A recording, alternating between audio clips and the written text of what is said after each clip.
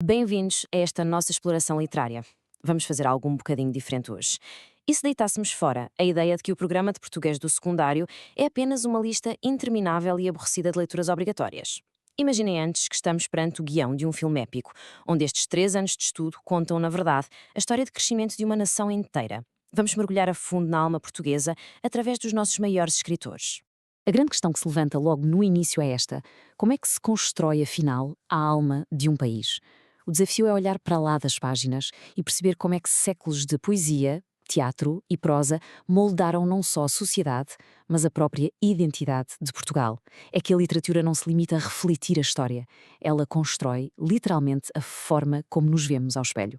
A nossa viagem divide-se em 3 grandes fases. Arrancamos no 10º ano com a verdadeira juventude do país, cheia de emoções à flor da pele e glórias fundacionais. Depois, passamos para a rebeldia e a crítica típicas da adolescência, no 11º ano. E, finalmente, chegamos à idade adulta no 12º ano, onde lidamos com um modernismo bem mais complexo e fragmentado. É uma autêntica evolução psicológica. Ato 1. 10º ano. Heróis e glórias. Então, como é que esta nação tão jovem expressava os seus sentimentos? Com as cantigas trovadorescas, claro. Eram as autênticas músicas pop da Idade Média. De um lado, as cantigas de amigo, com uma voz feminina, muito rural, ligada à natureza e a chorar de saudades. Do outro, as cantigas de amor, com uma perspectiva aristocrática masculina, cheia de dramatismo e de um sofrimento amoroso completamente exagerado. Era a verdadeira essência dos nossos primeiros afetos. Damos um salto até ao final do século XIV, à famosa crise de 1383-1385, relatada nas crónicas geniais de Fernão Lopes. E o mais fascinante aqui é que o verdadeiro herói não é apenas o rei Dom João I. O grande protagonista é o povo anónimo. É como se fosse uma claque fervorosa, uma personagem coletiva a lutar com unhas e dentes pela sua independência e a escolher o seu próprio líder. Chegamos ao século XVI, o Renascimento. A literatura começa a questionar o mundo à sua volta. No teatro, Gil Vicente não perdoa e arrasa completamente o materialismo e a corrupção no Auto da Feira, mostrando uma sociedade onde se vende e compra literalmente de tudo. Ao mesmo tempo, na poesia lírica, Luís de Camões debate-se com aquela tensão clássica, a razão contida e super certinha contra um desejo totalmente apaixonado. Ato 2. 11º ano. Crítica e desilusão. Entramos na adolescência rebelde e nada grita mais revolta inteligente do que o padre António Vieira. O seu sermão de Santo António aos peixes é genial. Pregar aos peixes para ensinar os homens? Brilhante. No fundo, é o equivalente no século XVII a fazer um subtweet perfeito para contornar a arrogância da elite, criticando sem espinhas a corrupção e a exploração nas colónias. Avançamos para o século XIX e o romantismo bate à porta. Com Viagens da Minha Terra, de Almeida Garrett, temos aquele clássico embate de expectativa versus realidade. Garrett mostra-nos o choque brutal entre o Adão natural, puro e em comunhão com a natureza, e o Adão social, completamente corrompido pelas aparências de uma sociedade materialista e profundamente dividida. E do romantismo caímos na realidade nua e crua com essa de Queiroz e a sua obra-prima, Os Maias. Esqueçam a ideia de que é só um romance dramático sobre o Carlos e a Maria Eduarda. Essa usa esta história para expor a decadência, a preguiça e a falta de originalidade de uma certa elite portuguesa. A ruína deles é de forma trágica e inevitável a ruína do próprio país. O final do século XIX traz uma angústia enorme e isso reflete-se na poesia. Por um lado, Antero Quental e os seus sonetos existenciais, numa busca quase desesperada por um ideal superior. Por outro, Cesário Verde, que nos dá uma visão super cinematográfica e opressiva da cidade. É aquela sensação familiar de sermos engolidos pela confusão da metrópole, onde os marginalizados das ruas se tornam os novos heróis urbanos. Ato 3º, 12º ano. O labirinto moderno. Para perceber a complexidade da vida adulta desta nação literária, temos de olhar para o cenário brutal do século XX. O arranque é um autêntico caos, implantação da República, o terror da Primeira Guerra Mundial, o início de ditaduras, a Guerra Civil Espanhola.